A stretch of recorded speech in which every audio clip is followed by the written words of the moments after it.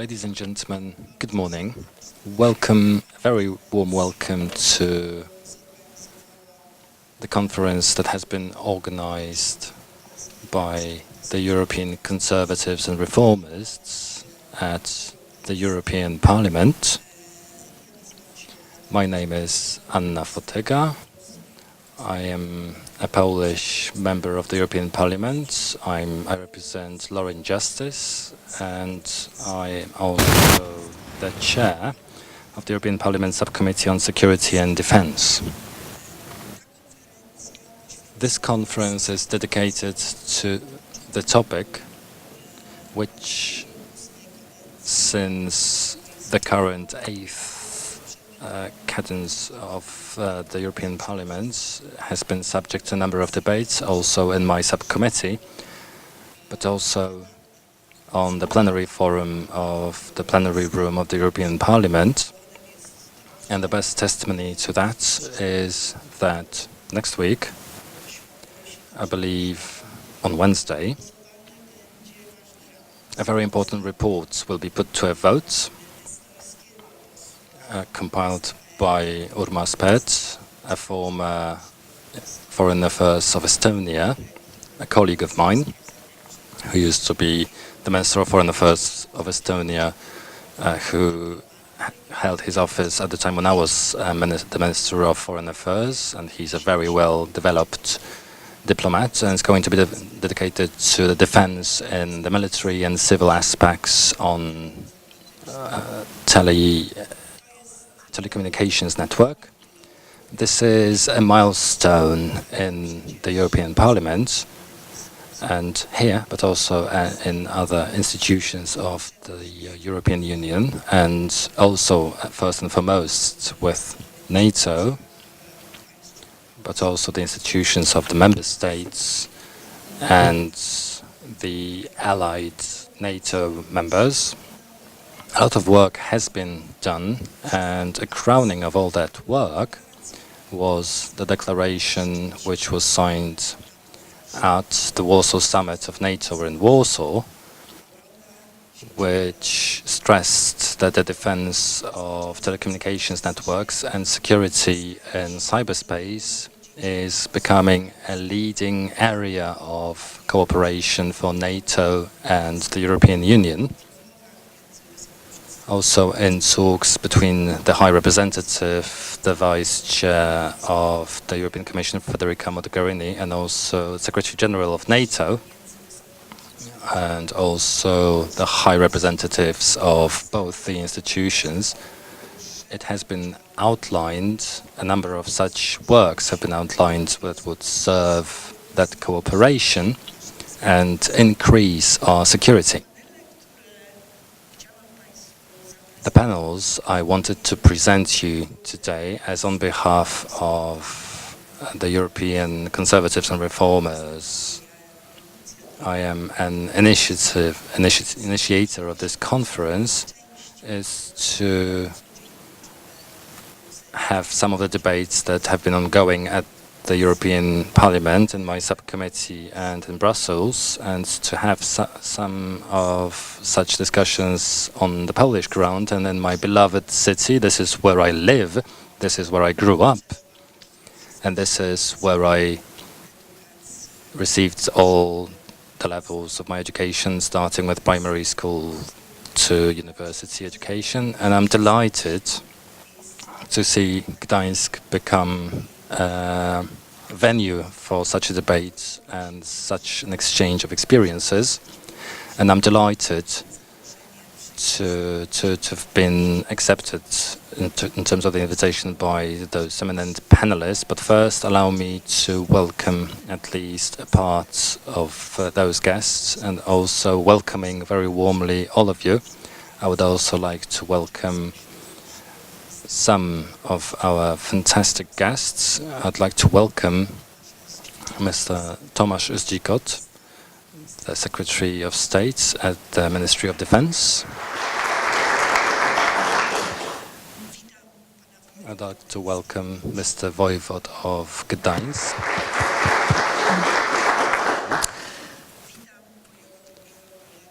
I'd like to welcome my dear colleague, Kazimierz Smoliński, MP. I'm delighted to see that despite so many difficult obligations at the Parliament, you have actually attended this conference. I'd like to welcome a representative of the Ministry of Digital Affairs, Mr. Krzysztof, who on behalf of Minister Marek Zagórski is going to deliver a speech. I'd like to welcome all the commanders of the military forces and police forces. We've got many important representatives of those. Commander Tomasz Laskowski is with us here, who is in charge of the 7th Pomeranian Brigade of Territorial Defense Force. We've been joined by Commander Arkadiusz Mikołajewski. I hope I haven't confused your name and surname particulars, who is in charge of the 9th Division of anti-air defense in Ustka. I'd like to welcome all the forces welcome here, as this is the BHP, or Health and Safety Hall, which is an important and historical place and venue. And I wouldn't like to overlook any representatives of the Solidarity trade union, who are the hosts of this building and who are also living legends and the signatories to the Gdańsk Accords. Mr. Osipov is here with us in the room. Please show yourself to the public, as those are the real hosts of this venue. And around yourselves, you have got this fantastic exhibition and photograms. And for the needs of this conference, we've had to slightly alter the interior of this room, but I hope it's not going to eclipse the atmosphere of this room, which is also dear to my heart, as it testifies to my youth and my love and my activism.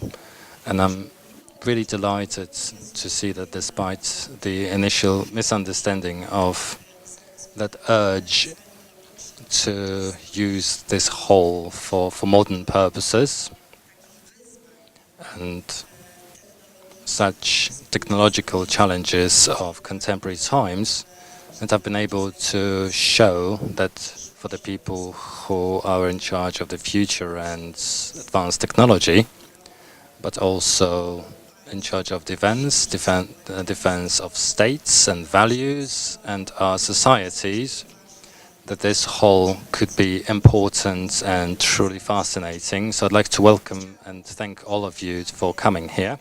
I wouldn't like to talk for too long. We've got quite a number of panelists here with us, and I'm going to be the facilitator in the first panel. Each and every of our panelists is going to be introduced so that you know who is who and which institutions they represent and what knowledge they can and expertise they can bring to the table.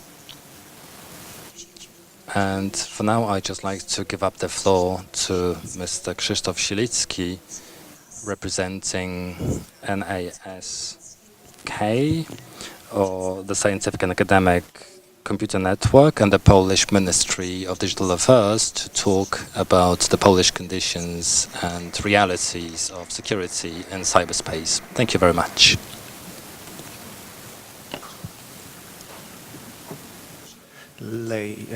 Miss MP, European MP, ladies and gentlemen, on behalf of Minister Marek Zagórski, the Minister for Digital Affairs, I'd like to thank you for this invitation to this important meeting, and I'm honored to be here in this historical site.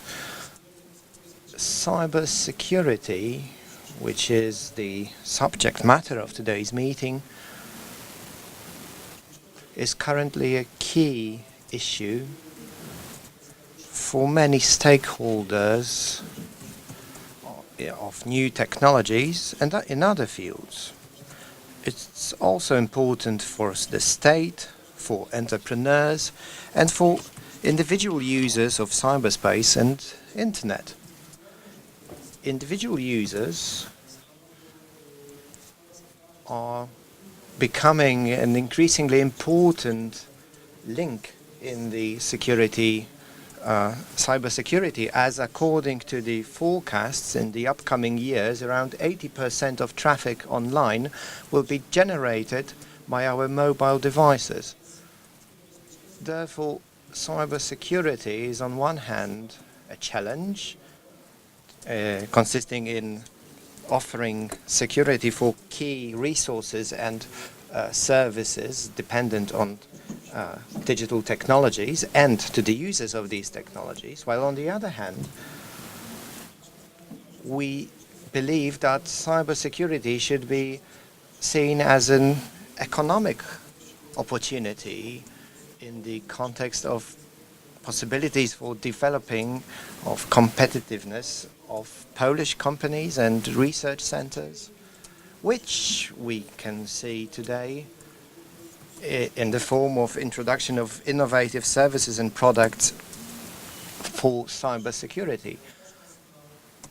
Thus, looking at today's agenda, I'm happy that these issues will be addressed during today's discussions and presentations, because cybersecurity should be addressed both horizontally and on multiple levels, as the cybersecurity is not just a domain and is related only to hacker attacks on devices or systems which we use, but ever more frequently is related to disinformation in cyberspace, with negative social and political consequences, which we all know very well.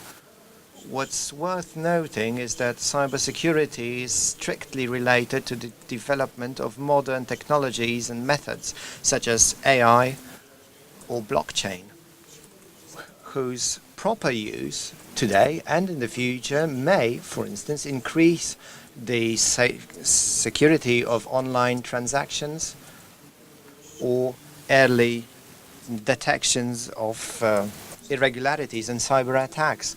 AI is becoming a hot issue and is dedicated more and more attention in the context of cybersecurity. Therefore, it's reasonable to propose a question: when and if such technologies as artificial intelligence will become an efficient weapon and ally in the fight for ICT system security through machine analysis of threats, the attack patterns predicting, and quick supply of information, along with information allowing to prevent any incidents. Even today, the academia sees these opportunities as viable. There is another aspect to this issue. Companies use algorithms with machine learning to address cyber threats, but also cyber criminals use them, and they develop technologies based on AI. They know that every technology has its weak points, loopholes, and they abuse them efficiently. So what we see is a fight of machines, algorithms, and technologies. In this context, our challenge is to find balance in relations between modern technologies and us, human beings, in using the cognitive technologies or machine learning. We need to modify our mindset regarding the cybersecurity in the nearest future. These are the challenges not only for the future, but they are challenges right now. Let me also note that artificial intelligence is in the focus of our ministry, and with the European Commission's report, and we are carrying out social consultations, and we are elaborating our own statement regarding this issue. Of course, we will include cyber threats and cybersecurities into our statement. We can discuss for hours about cybersecurity, but it's important that we talk together, both on local and national, European and global levels, coalitions and collaborations with milieux and countries that think similarly as us. That's important. The recent years have been a turning point in this aspect. It's not just the NICE directive implementation by European member states. In Poland, we have elaborated a project on Act on Cyber Security, created in collaboration between many ministries, and it now serves as a testimony to all those dedicated to cybersecurity on national state. Another important step was considering cybersecurity as another space for military action during the Warsaw Summit. Last year, the European Commission has published the cybersecurity package, which includes European NISA network permanent mandate, and also issues related with the future certification of products, services and processes in the context of cybersecurity. Also other elements such as blueprints for large-scale threats in the context of crisis management are an important step in including cybersecurity into the systemic collaboration within the European Union, and a step for preparation for possible crises in the future. We also should mention the diplomatic toolbox document, which contains guidelines for diplomatic actions in relation to trans-border cyber attacks. I'm happy that the EC sees those issues as a priority, which this meeting today is a demonstration of. It's also important to create mutual trust, which is important, if not crucial, for efficient sharing of sensitive information. It's worth stressing that this creation of trust should be created as a horizontal and a multi-level task, and it's obvious that it's arduous and long time-taking, but we need dialogue and effort dedicated to this matter. Such institutions as the European Parliament or the EC play an important role in this dialogue. Also, other stakeholders should be involved in the discussions, individual users, academia, administration bodies, and NGOs as well. Of course, our national and international entrepreneurs, and also with the use of the public-private partnership. And since cybersecurity refers to many fields, we cannot forget about our partners in the European Union and NATO.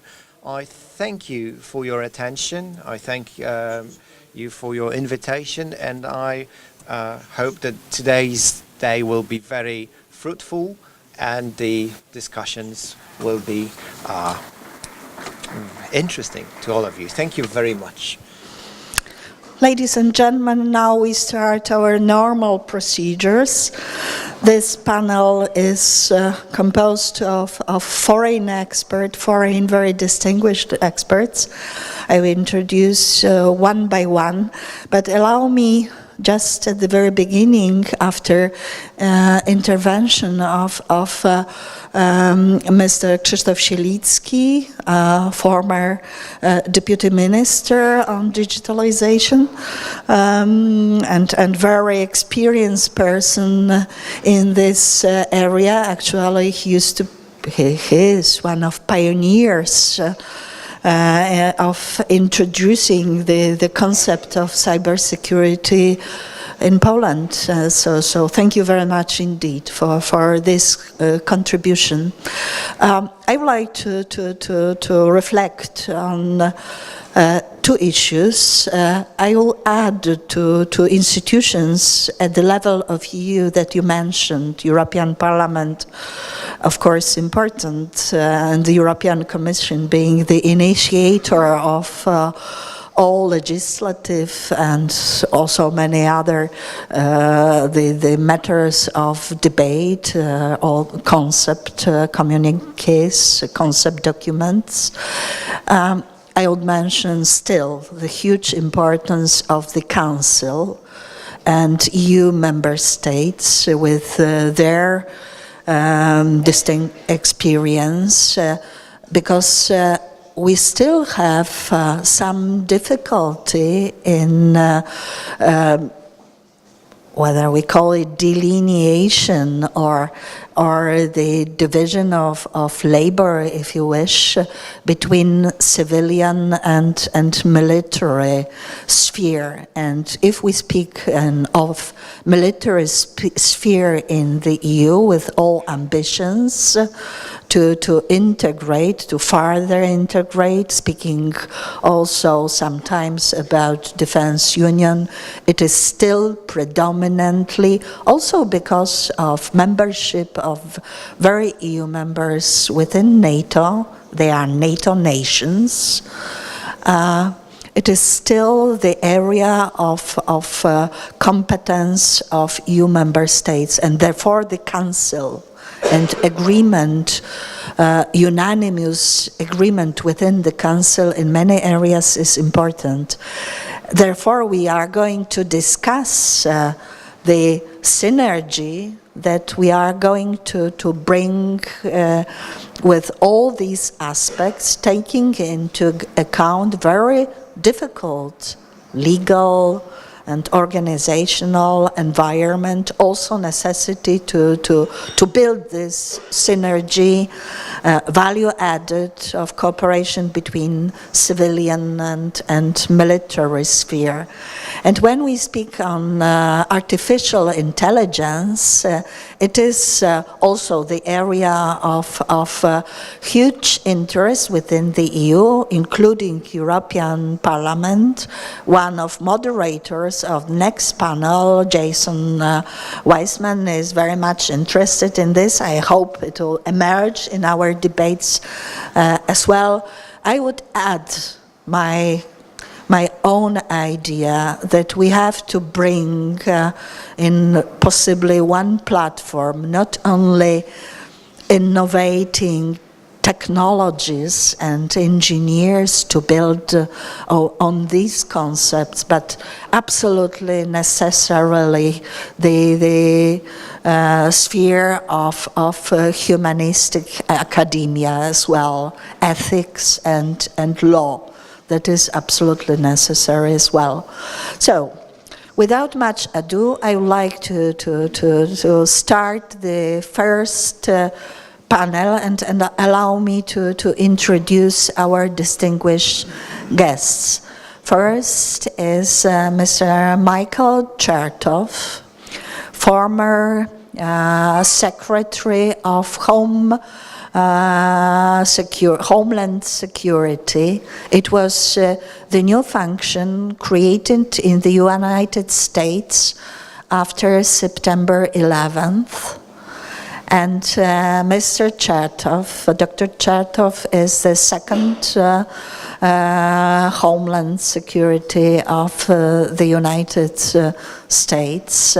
He has a distinguished career as a lawyer as well, member the federal judge in Federal Court of Appeals of the United States, the Third Circuit of this court, also serving high positions in Department of Justice of the United States, and now, last but absolutely not least, probably the main issue, he is the executive chairman and co-founder of the Chertoff Group, the global advisory group serving advice in areas of competence of Mr. Chertoff. Sir, very welcome to our panel. We look forward to your presentation. Next distinguished panelist is Professor Martin Libicki of somehow, I presume, Polish descent, taking into account the name that sounds very familiar for every Polish ear. But Professor Libicki holds the PhD of Berkeley University and now holds the Kaiser Chair on Cybersecurity Studies in the Naval Academy of the US, of the United States of America. He is also distinguished experts in many institutions, earlier in National Academy of Defense, expert to run publisher of very important textbooks and experts documents. So we really look forward to your presentation as well. Ladies and gentlemen, the concept of this conference, all panels, was to combine, among others, experience with, I would say, very young, dynamic, entrepreneurial skills and already extensive expertise. Therefore, I would like to introduce Dr. Katuna Mszwidobadze, who despite his young age, he is a well-known expert both in her country, serving as a senior fellow in the Georgian Foundation for Security and International Affairs, as well as being the adjunct professor in Utica College, New York, and expert in particular, a topic that is of key vital importance to whole our region and unfortunately already also globally. I mean that Mrs. Mszwidobadze presented her report on Russian cyber threats to many institutions, both in her country and globally, in the United States, to law enforcement institutions of the United States as a member of American academia as well. So, very warm welcome, and in particular, I am happy to have Georgian to this conference. That is something extremely important to myself, linking transatlantic bond, US, Canada, to panelists who represent Georgia, Ukraine later on, our Polish distinguished expert, and last in this panel, also very promising young diplomat. Actually, he was indicated in a very exclusive list of the most promising young diplomats of the world, I understand. A Czech diplomat, Czech military diplomat as well. He used to be high-ranking advisor in Czech Ministry of Defense, then defense counselor in the Czech representation to NATO headquarters, Brussels, and then his recent function is counseling in the office, cabinet, if you wish, of the NATO Secretary General Jens Stoltenberg. So it is going to be really very interesting panel. We engage in discussion, but now I would like Mr. Michael Chertoff to start the panel with his introductory remarks. Sir, floor is yours.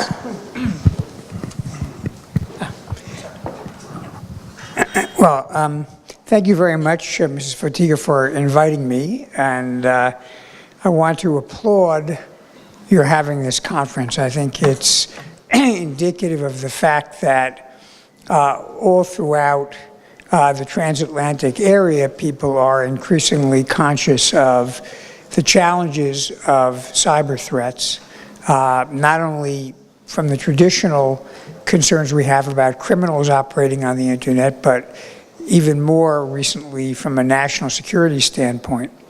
So let me just make a couple of observations from the U.S. perspective in terms of how we look at this issue. And first, I'd like to endorse two things which I think were said in the opening remarks.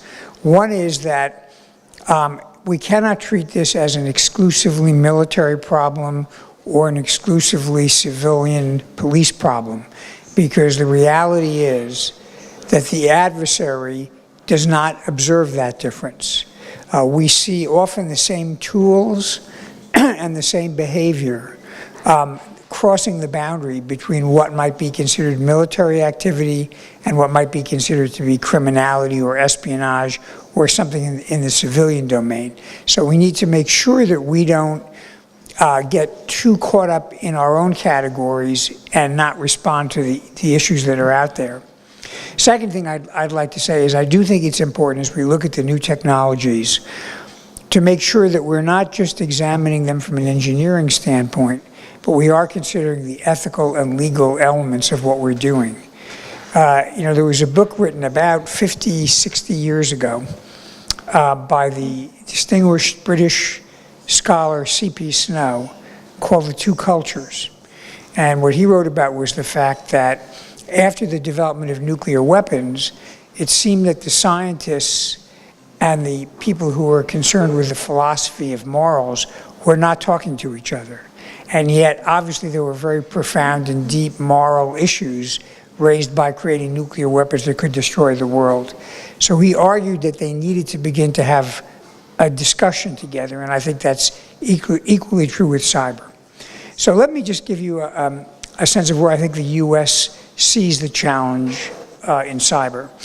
First, I think increasingly, the concern is not just with theft of data or theft of intellectual property, but it actually involves the possibility of the use of cyber attacks to cripple critical infrastructure and actually achieve military objectives. And obviously we saw, for example, I'm sure we'll hear more about in Georgia in 2008, the combination of attacks on command and control systems in cyberspace as an enabler of a physical invasion. But more recently, there has been discussion about the fact that malicious tools, including those generated by Russia, have been found on critical infrastructure in the US and in other parts of the West. And that raises the question whether this is reconnaissance or even preparation for something that could affect the electric grid, the water, transportation, or communications. So increasingly we're looking at the possibility of a crossover from cyberspace to physical space. The second challenge which we're trying to deal with here is most of the infrastructure I've described is in private hands. So the government, at least in the US, is not going to be able to sit on every network and defend it. How do we combine the private sector and the public sector? How do we make sure that information is exchanged? How do we make sure the private sector knows what it needs to do to protect itself? And how do we operate in a coordinated way if there was an attack? This involves not only preventing an attack, but building resilience, building the ability to recover if an attack should occur. Because as many of you know, it's not at all unusual to be hacked or penetrated. The critical issue is how long the enemy lives in your network and how much damage they do before you are able to shut them down. So that issue of resilience becomes critical. And then three other areas I think are top of mind in the US. One is, what is our strategy of deterrence? Right now, I do not think we have a fully developed theory of deterrence and doctrine of deterrence. And although I think in general we've taken the position that an attack that crossed the threshold into what would be considered warfare, for example, something that caused a significant loss of life or property damage, would be dealt with as an act of war. Exactly where that line is not clear, and exactly how we would respond and how we would calibrate the response, I think, is still very much under discussion. This resembles in a way the discussion that was had after nuclear weapons were developed, and it took some years actually to develop a doctrine about how we would deal with those. A second issue that's a work in progress is the development of norms about how states ought to conduct themselves if there is conflict in cyberspace. What are things that are off limits? We have the Tallinn Manual, which talks about applying humanitarian law and the law of war to cyberspace. But again, the actual application of this needs to be fleshed out, and we need to see if we can develop some basic norms about what is off limits. And finally, as we develop the so-called Internet of Things, where everything is, quote, smart and connected, we've dramatically increased the surface area for attacks. And what that means is we need to start to ask, what are the responsibilities of the manufacturers of these devices to assure that the basic capability of security is built into them, so that these devices don't themselves become a weapon in the hands of an adversary. So there's much to talk about, and this is very much a work in progress, and I appreciate the invitation. Thank you. Thank you. Mr. Libicki, yes, please take the floor. Professor Libicki, please take the floor. I understand that you are going also to indicate some very interesting areas. There is always problem of attribution of attacks. So I hope that we'll be able later on to elaborate on this. But I look forward to your introductory remarks. Okay, thank you. First of all, I have to put in the usual U.S. government caveat. I am a professor at the U.S. Naval Academy, and that makes me a government employee, but what I say are going to be my own opinions. They're not necessarily going to be the opinions of the U.S. government. And second of all, I'd like to have a shout out to you folks in front. I just stare at you guys. You make me feel like I'm actually at home teaching midshipmen in the Naval Academy. So thanks for showing up. Been asked to make a few remarks about China. Let's start with two introductory remarks. First of all, China, as seen from the U.S. perspective, and China as seen from the European perspective, are a little different. Partially because we have a large percentage of our population that lives on the Pacific coast, and partially because, in all likelihood, sometime within the next 10 years, China's economy will be larger than the US economy. Now, the relevance for national security is that China will therefore have more resources potentially to devote to national security concerns than the United States has resources. So far, China has chosen not to put that larger percentage of their income into national security. If you look at Chinese numbers, it's about 1% of their GNP. If you look at our numbers, about their numbers, it's about 2% of their GNP. By contrast, the United States spends about 3 to 4% of our GNP on national security. So those are the things that people think about when they think about China. Now, as an overall assessment of China's offensive cyber espionage and cyber attack capabilities, the consensus is that they are very good, that they are very energetic, but the problem, at least in the past, and I think to some extent still true, is that the Chinese do not spend as much time and talent cleaning up after themselves as the United States or the Russians do, or at least the Russians used to, which means that it's often easy to find Chinese fingerprints in your system. Okay, let me talk about two separate categories. One is cyber espionage, which is the use of basically tools that Secretary Krzysztof talked about to look at systems and take out information from these systems. And the other one is cyber attack, which uses most of the same tools, but for the purpose of making systems work poorly, not at all, or taking down the systems such as electric power that depend on computerized systems. China, when we first encountered them in cyberspace, from a national security perspective, was roughly in 2000 when there was a dust-up between the United States and China over an incident involving a U.S. Navy EP-3 that was forced to land in China. During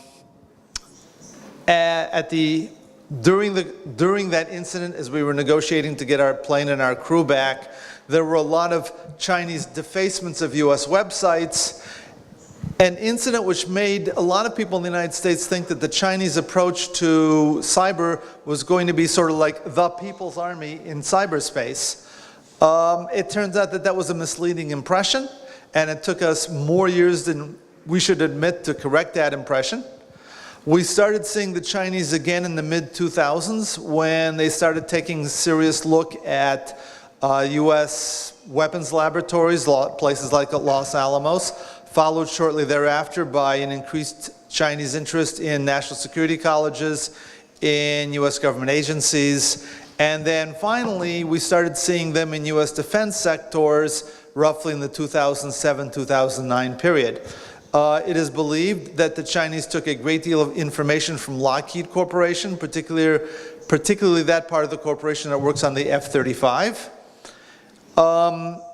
Over time, we started seeing them not only in defense contractors, but all sorts of civilian agencies, up to and including the Coca-Cola company, which the Chinese had carried out cyber espionage with, because the Coca-Cola company was interested in buying an orange juice company in China.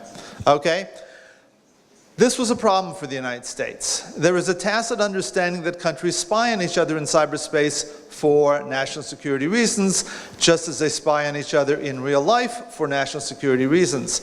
But trade was different, and it was the United States' belief, quite valid because the Europeans believed the same way, that China was using its cyber espionage capabilities in order to improve the prospects of Chinese exporters and Chinese importers. In other words, for trade advantages. China is a signatory of the World Trade Organization, and as a signatory, they are bound to respect intellectual property. It was the US and European view that the Chinese were not respecting our intellectual property. In fact, they were stealing it wholesale. We, the United States government, started complaining about this in early 2010 because the Chinese were caught with their fingerprints in Google's code repository. Our complaints grew louder, although not all that at an official basis, through 2013. In 2013, a company called Mandiant wrote a very long report about part of the Chinese Army, Unit 60386, I believe, which was in fact conducting cyber espionage for the PLA, for the People's Liberation Army.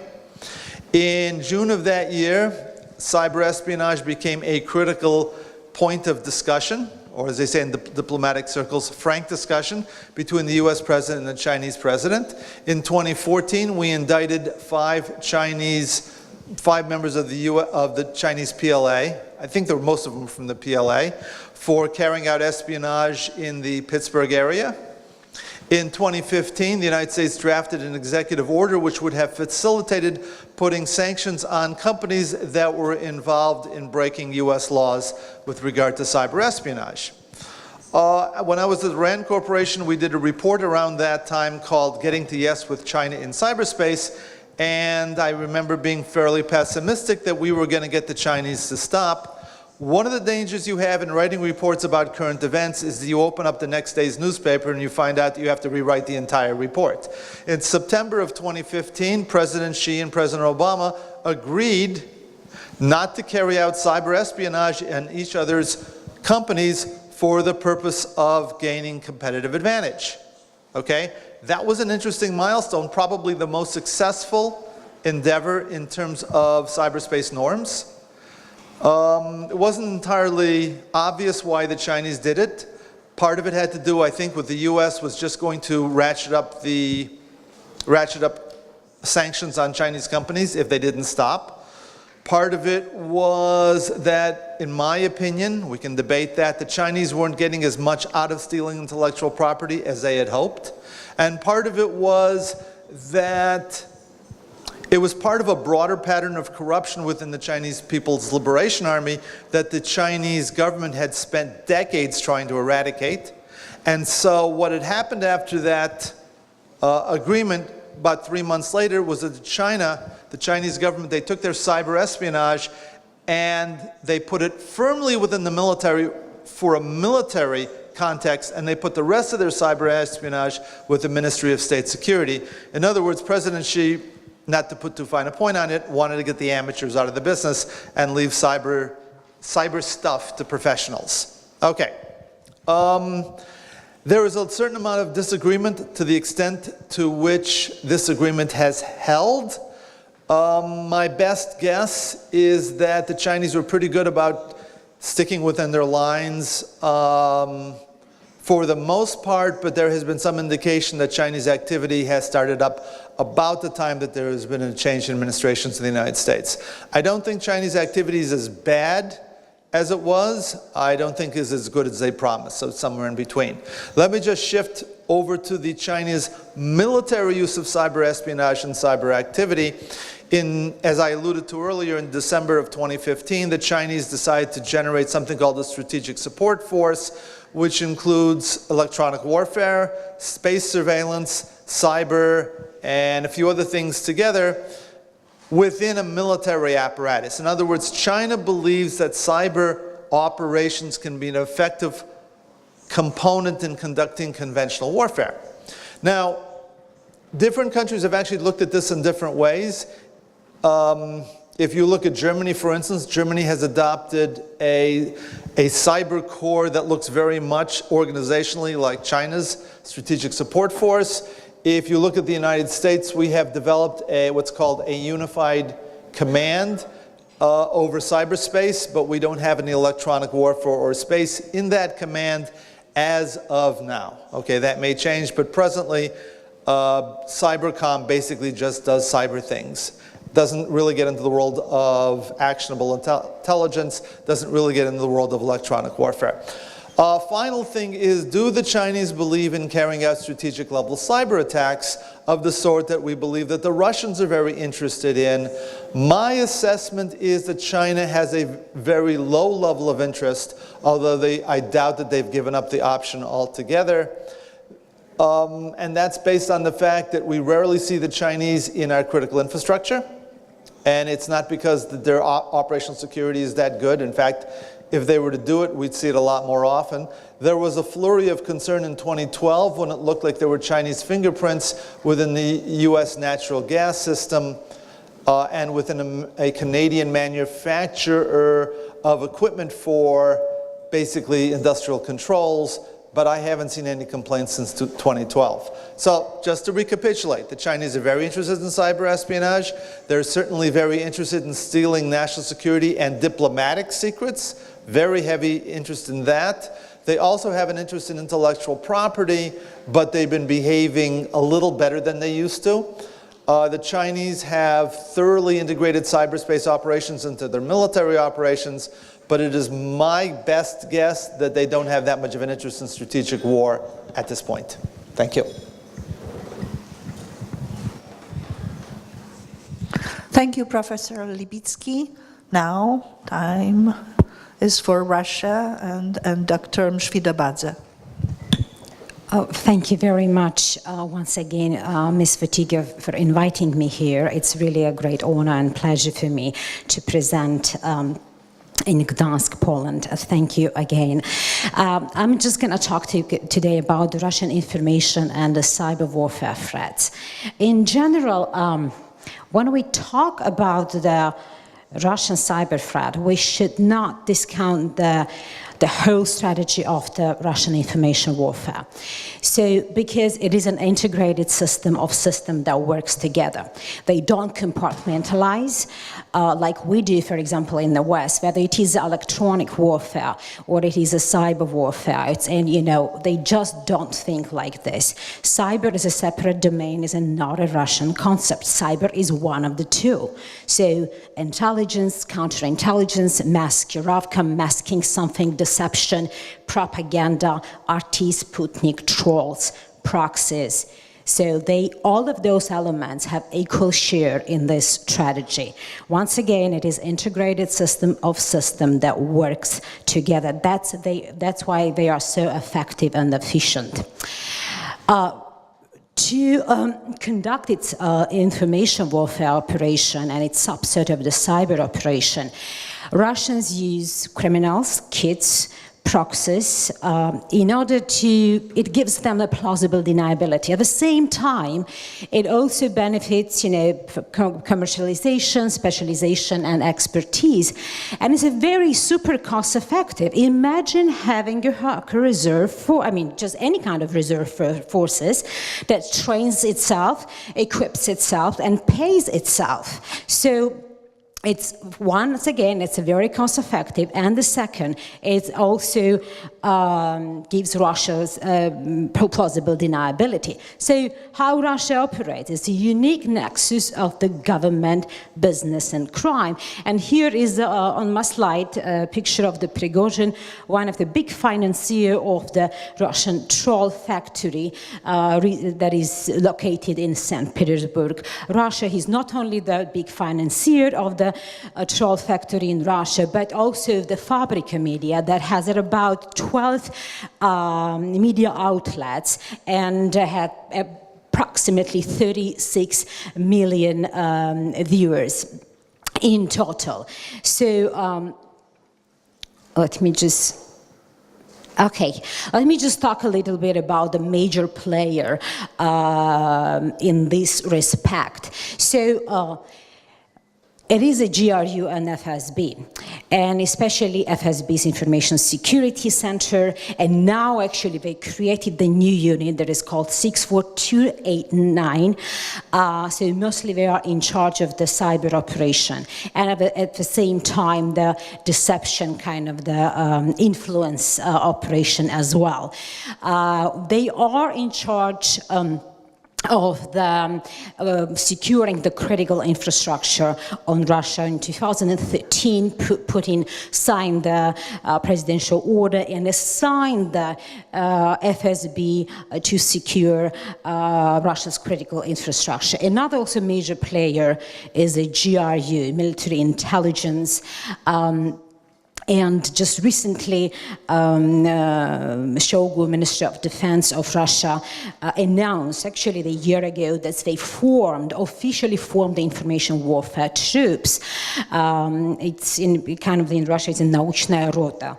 And he made an open statement about this, that those information warfare troops not only will be in charge of the cyber operation or securing their command and control and communication center. National Defense Management Center is one of the highest command and control communication center, or building software for NDMC, but also we will be in charge of the information kind of the part, disinformation and propaganda part. So he made a statement as propaganda should be very smart, effective, and efficient. And what he said, I'm quoting, him, that they will be is way more effective than we used to have during the Soviet time. So that once again indicates how Russian psyche and approaches about the information warfare. It's everything together. It's not, they don't do the compartmentalization. So here is also the one of the also major player in this respect is Federal Protection Service that protects the communication of the high-level government officials. And MVDK, mostly in charge of the criminal cases, and SVR, foreign intelligence. So we talk a lot about FSB and GRU, but we should not discount the role of the SVR. It's a very secretive organization. Finding information about the SVR's activity in information warfare, especially, is very, very difficult. But still, if you do you use SIBINT, OSINT, HUMINT, and some other kind of the indiscipline, you can find out a little bit of information what SVR is doing in this respect. For example, in 2013 and 14, SVR launched a project how to influence the mindset of the masses on social media, and they are automated by that system. So this project contained 3 major elements. So one was about finding information, how those online communities and forums on social media platforms, and and the second phase was about how to organize all of those online communities, and third part was about how to spread disinformation and propaganda they automated by that system. And we've seen it, how they used it on Twitter platform. For example, there was a tweet, MacronGate, hashtag MacronGate, that's this account tweeted on this issue about 2,000 times during 24 hours, and human being is not able to do this, tweeting so many tweets during 24 hours about one particular case. So at the same time, we've seen that's how effectively and efficiently they used Twitter and GitHub platform for their Hammertoss malware operation. So here is some notable event. So I'm not going to go on and on about this. Everybody knows about the Estonia's case and Georgia's case. Georgia's case was very unique in terms that it was the first ever combined kinetic and cyber attack against Georgia. They launched a DDoS attack, website defacement. They defaced President Saakashvili's website back then, and for Minister of Foreign Affairs, depicting him as a Hitler. We had the internet blockade. What Russians actually did in Georgia, they prevented Georgia government to communicate with the wall and deleted their message. Although we were not very happy about their performance, because later on, Speaker of the Ministry of Defense of Russia made an open statement about this. We were not as successful as we would have been, because even he openly said that we almost lost the information warfare with Georgians, and they launched a study about this. And then there was Ukraine. They attacked during the Euromaidan protests and subsequent Russia-Ukraine conflict. They attacked government website, election commission. They used APT-28 and APT-29 against Ukraine, as they used later on during the U.S. election.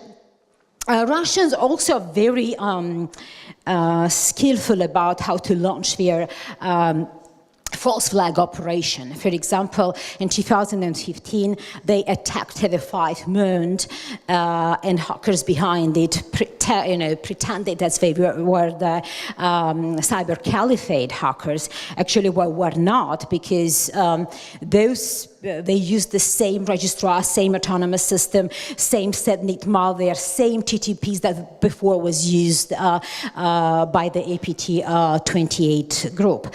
And US election in 2016, as you know, there's 2 APT groups, one associated with the FSB, another with the GRU, launched attack on Democratic Party members, Hillary Clinton, Mr. Podesta.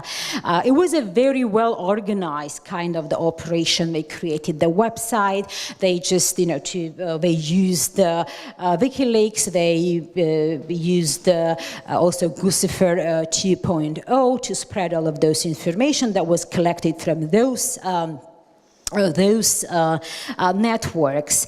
At the same time, apart from the cyber part, they also used the kind of the influence operation on the social media platforms with trolls and automated bot systems.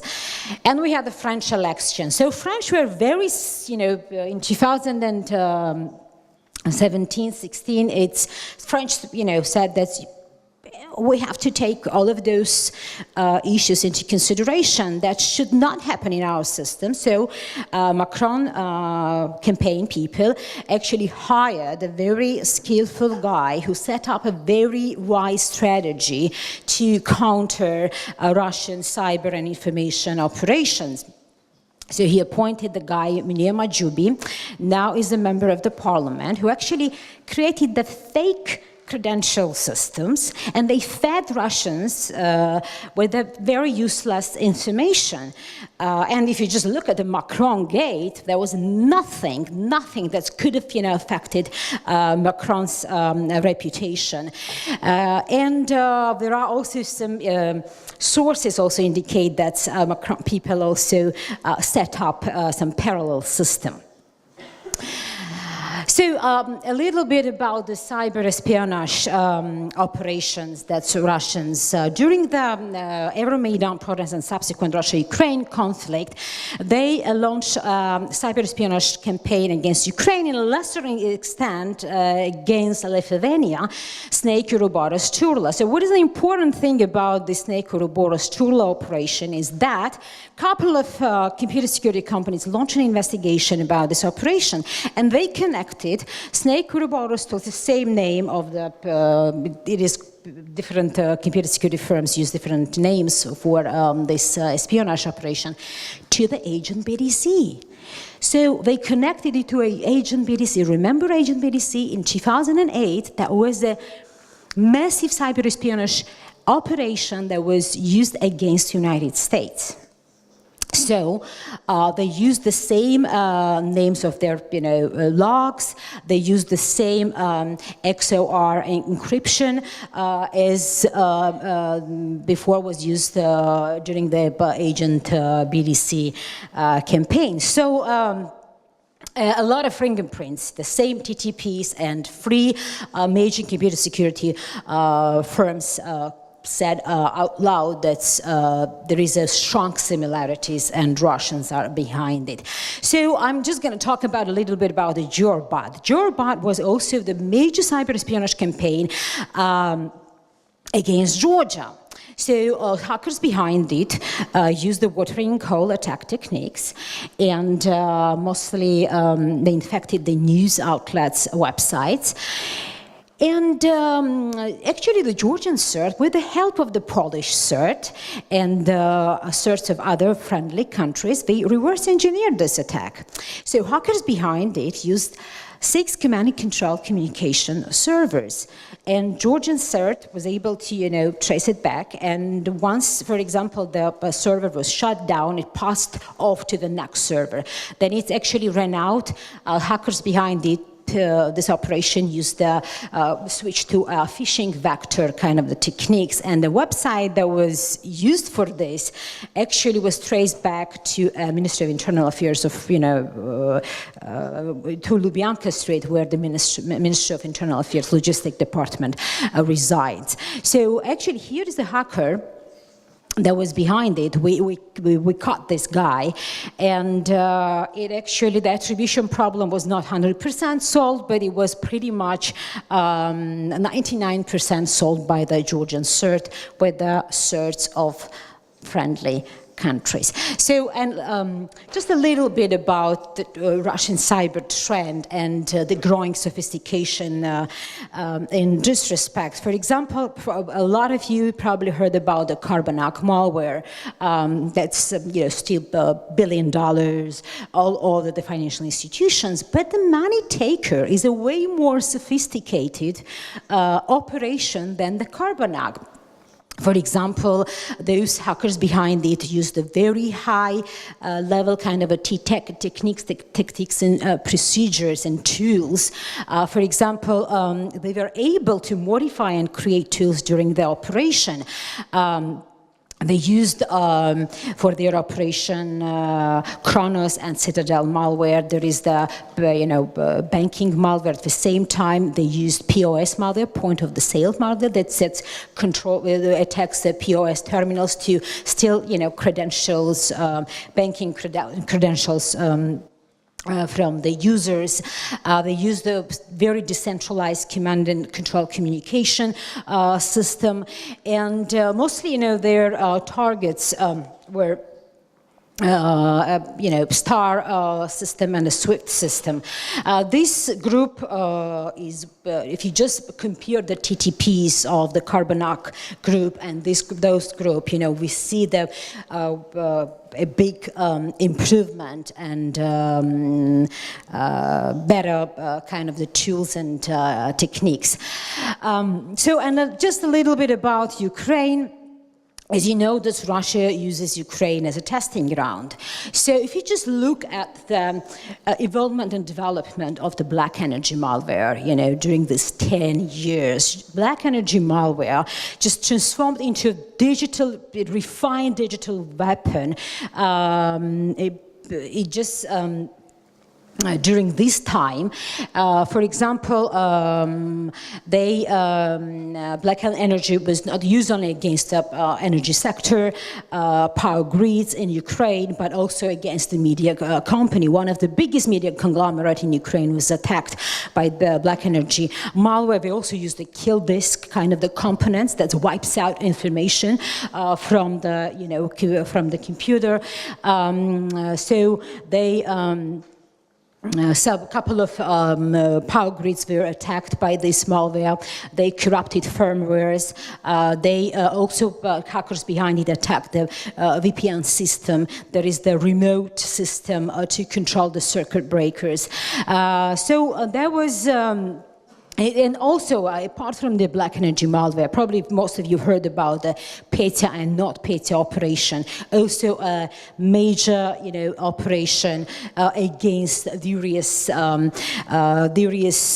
companies, not only in Ukraine but also in European countries and in the United States. So, what is the Petya? Petya was the kind of the ransomware that's getting into your system and encrypts the whole data, and they ask you to pay ransom in a Bitcoin. So they give you an instruction, you follow the instruction, you pay, it is decrypted.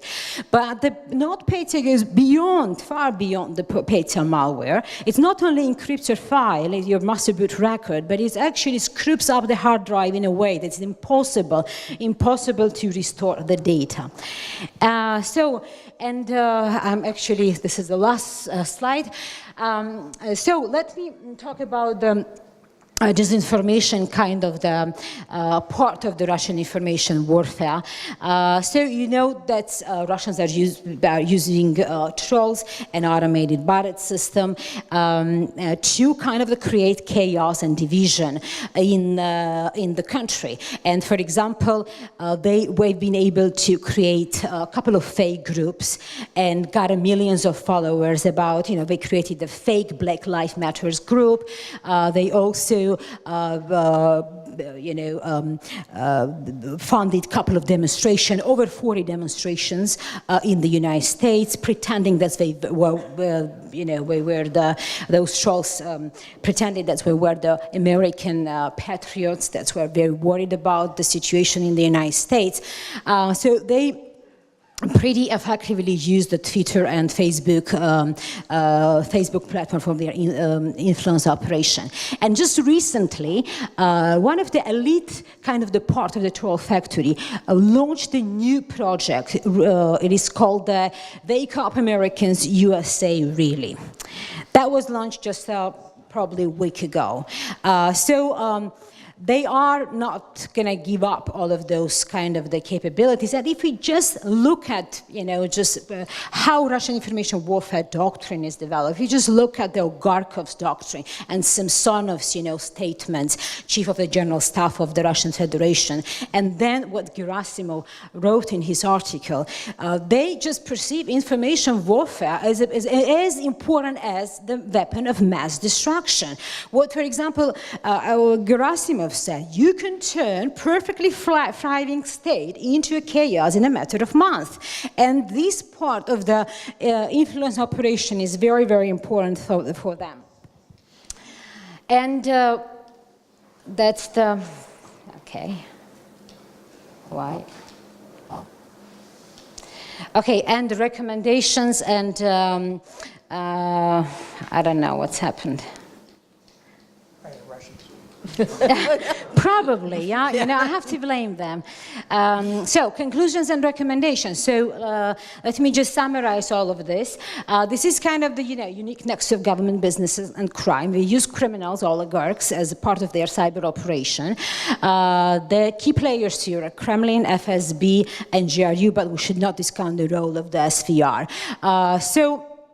We also see some of the trends in this respect. For example, we should assume that in future, for their influence operation, they might use the artificial intelligence and machine learnings. And in this respect, we already seen some of the artificial intelligence software that was used in a couple of occasions. To influence the mindset of the masses. And, they are mostly interesting to attack critical infrastructure and to find information from very sensitive networks in order to create kind of the big problem, political problem for the country. So, if you just look at the Chinese and the Russians, Chinese had their own strategy. They want to steal information and improve their, economy and their military. In case of the Russians, they just want to create chaos and destroy country via their cyber operation campaign and information Can we operation. put a point here, and then we have some time later once more? Thank you. Now, Dr. Jan Havranek, counselor to the Office of NATO Secretary General Jens Stoltenberg. Thank you. Floor is yours. Is it on? Yes. Is it? Okay. Good morning, Dzień dobry. I have to say I'm very humbled to be here in Gdańsk, a city with such a historical significance throughout the 20th century. So it's great to be here after a couple of years, and special thanks to Chair Fotyga for putting this together. I'm very impressed. So in the next 3 minutes that are left to me, joking. Let me actually talk about how NATO deals with cyber in general, and essentially I want to talk about three roles that NATO currently undertakes vis-a-vis cyber. The first role is to harness and strengthen NATO's cyber defense policy in all member states. The second role is to serve as a hub, if you will, of knowledge sharing, expertise sharing, training, and information exchange. And the third one is to protect its own networks, and own networks, it means NATO's networks, NATO as an institution. So let me briefly elaborate on these three roles. So when it comes to NATO cyber defense policy, Estonia 2007 has been mentioned. That's when all things really accelerated. Until then, we would be tangled into discussions what constitutes an armed attack, what doesn't constitute an armed attack. Energy security was the big ticket at that time. But we've moved forward since then. A couple of milestones. In 2014, NATO acknowledged that an armed attack carried out in and through and via cyberspace can potentially constitute Article 5 and can trigger Article 5 response, and I will get back to that towards the end of my presentation, what that could mean. In 2016, again, it was mentioned during the Warsaw Summit, NATO took several decisions concerning cyber. First, it recognized cyber as a domain of operation, a domain in which we need to plan, prepare for, and get capabilities to be able to defend against a cyber attack. And when I mean defend, that is an important word. NATO's mandate is a defensive one. NATO is not out there on a search for carrying out cyber attacks deliberately on other entities. 2016, again at Warsaw, NATO adopted a so-called cyber defense pledge, a commitment to build strong national cyber systems all across the alliance, to build NATO's resilience also in the field of cyber. And as has already been mentioned by Madam Fotyga, at the Warsaw Summit, NATO concluded a joint declaration with the European Union in which cyber cooperation has become one of the prominent fields, and I will say also a few words about that. And now in 2018, as we're now approaching the Brussels Summit, the first summit in the new headquarters, we're also looking for some additional policies and additional steps in when it comes to cyber. The most visible one will be the agreement, hopefully, on the opening of a cyber operations center in shape in NATO's Supreme Command. So when it comes to the second role of NATO in cyber as a hub for exchange and expertise, there are a number of actors that are involved. First, it's the NATO members themselves.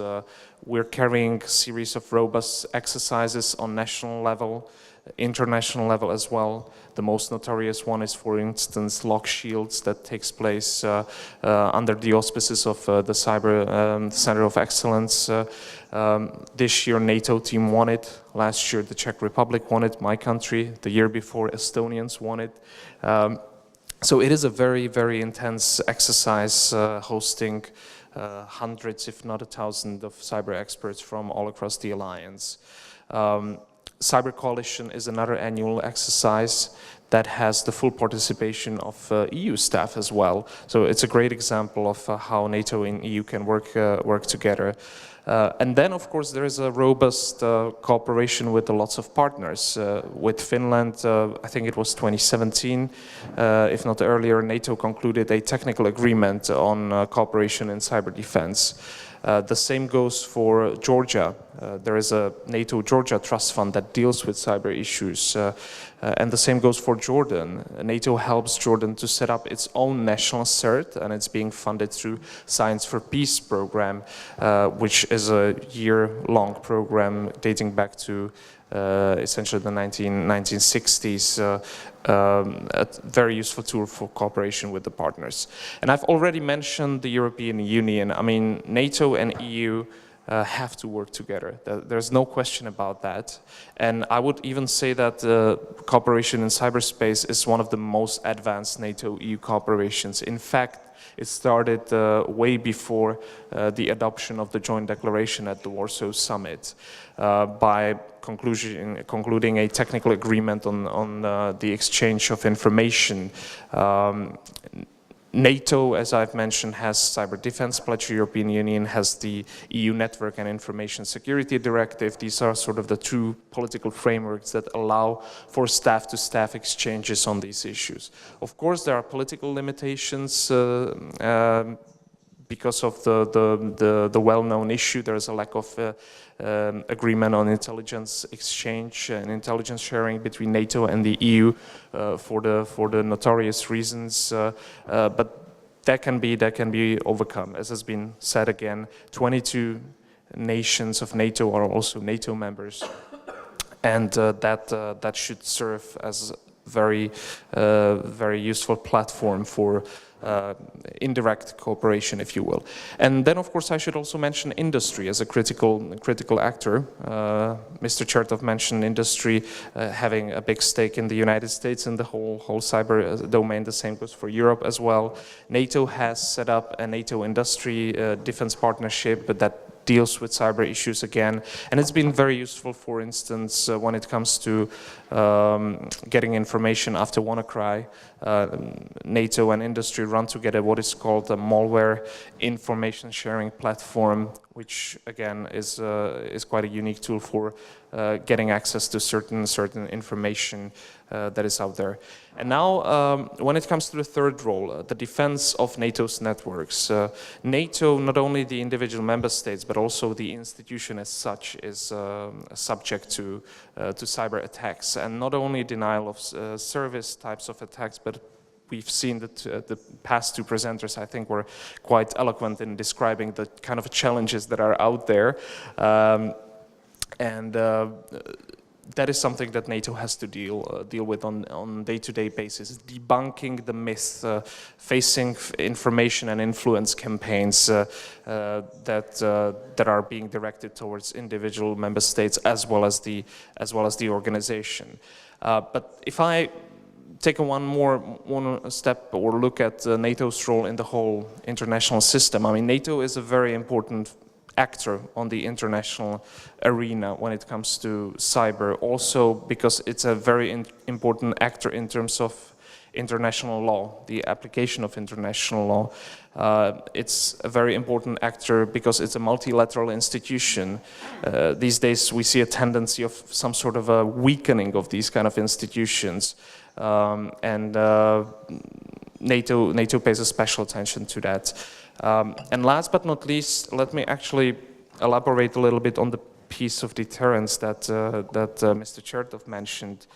I mean, the principles of deterrence are same in every domain, and they are equally applicable to cyber as well.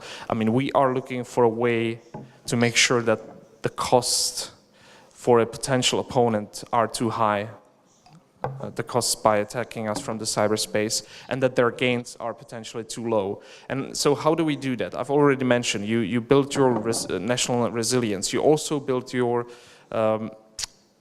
national capacities that you can plug into any response. And when we talk about a response to a potential cyber attack, it doesn't have to be necessarily the same kind of a response. I mean, we have to understand cyber as a part of a full continuum and spectrum of operations.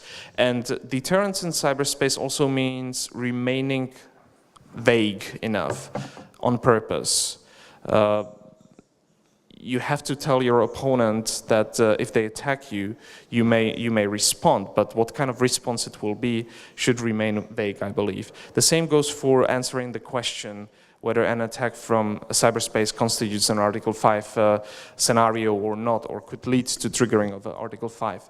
The short answer to that is we will see. I mean, NATO always decides on individual case. There is no automaticity in invoking of the Article 5.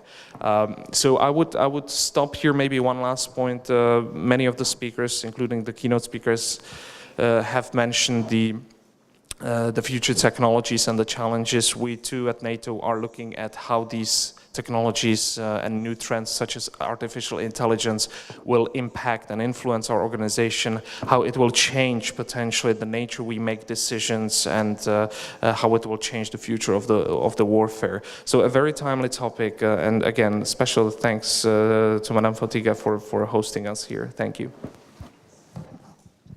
Thank you, Mr. Havranek. Thank you very much indeed. May I have quick follow-up questions? What are, main problems in introducing the cyber center within SHAPE?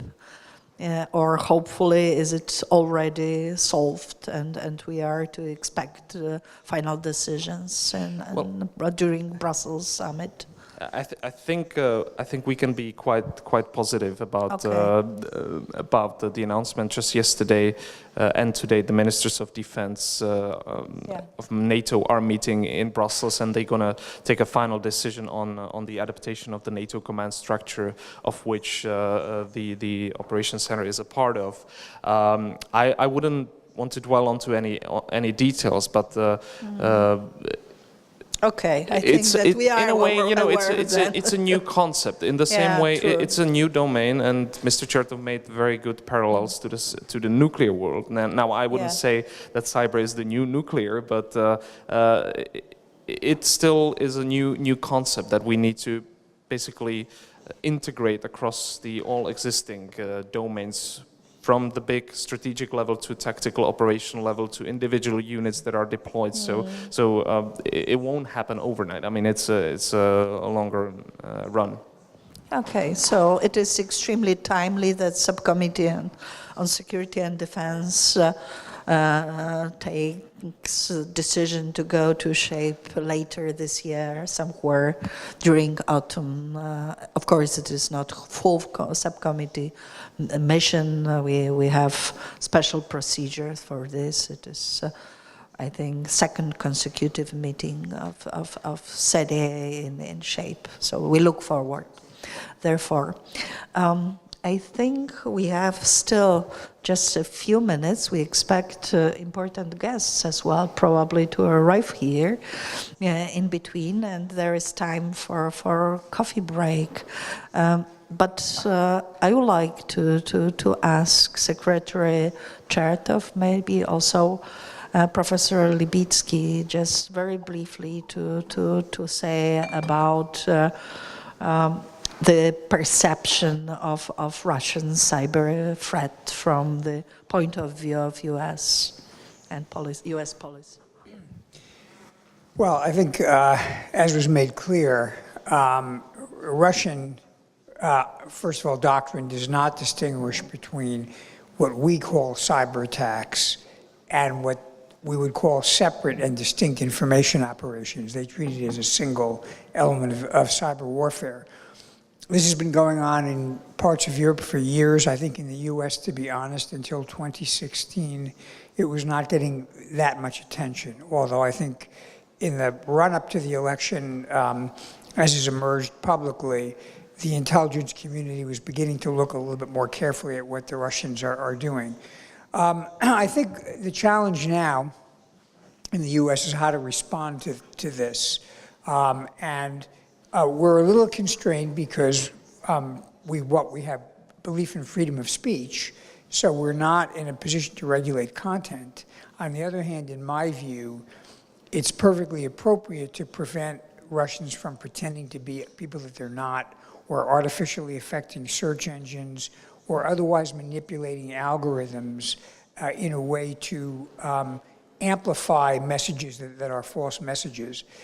Coupled with that, of course, is the hack which we saw into the Democratic committees, and that obviously is also an issue that has to be addressed. So I think the question of how to respond is still a work in progress. There are people who argue that the response ought to be sanctions. I think Congress has spoken on that matter. Whether beyond sanctions there are other tools, I think is now subject of discussion. One thing which occurred to me from the excellent presentation we heard on what the Russians are planning to do is it occurred to me that Americans have not used one very powerful weapon that we have available to us, and that is our sense of humor. I think ridicule is actually a very powerful weapon. When I saw the logo about RT was going to do a story on the USA, The Real Story, I felt like, oh, come on. If we can't make fun of that, with things like Saturday Night Live and some of our other comic shows, then shame on us. And I'm being actually serious here. Ridiculing and making fun of things is a very good way to defang it. And one thing that I do think Americans and the West have been very good at is using cultural tools in order to have satire or to advance positive values. And I think we could apply some of those as well to what we see the Russians doing. So those who are comedy writers, I think you've got a new mission. Thank you very much indeed, Professor Libicki. Part of the Part of the challenge of responding to political attack is that there are losers and there are winners, and the winners take a very different attitude than the losers do in this matter. If you take a look at the American bureaucracies, the intelligence community, the justice, treasury, the folks who tend to outlast any administration, you can see over the last few years there's been a greater and greater tendency to lean against Russia. But until there is agreement up and down the entire bureaucracy, I think we're going to see a set of efforts rather than an entire campaign. Okay. Thank you very much indeed. Actually, for myself, it was extremely interesting, and I hope that audience is going to join me in applauding our distinguished panelists. Thank you very much indeed for this.